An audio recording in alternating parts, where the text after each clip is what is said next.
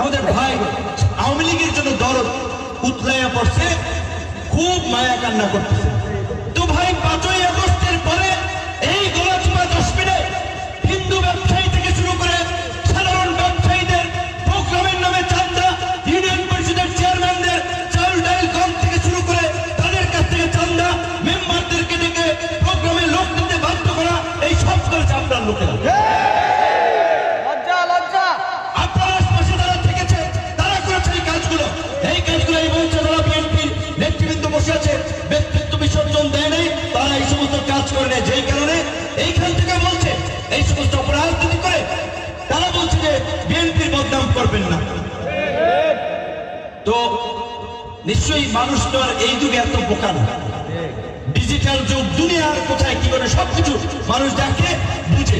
তাই আমার আপনাদের প্রতি আহ্বান থাকবে, আমি পরিষ্কারভাবেই বলি, সবসময় বলি, আমি অন্যায্যভাবে আপনাদের কাছে বলবো না ট্রাক মার্কায় ভোট দিবেন। যেই প্রার্থীরা গলাচিপা 10 মিনিট নির্বাচন করছে, আপনাদের বিবেক যদি বলে অন্যদের থেকে ভিপি নূর এলাকা থেকে এমপি হলে আপনারা ভালো থাকবেন, আপনারা নিরাপদ থাকবেন, এলাকার মানুষ সুখে শান্তিতে থাকবে, উৎপাদবিহীন থাকবে, মানুষের উপকার বলতে ছড়াচ্ছে, মানুষকে ভুল বুঝাচ্ছে, এমনকি আওয়ামী লীগের লোকজনের জন্য।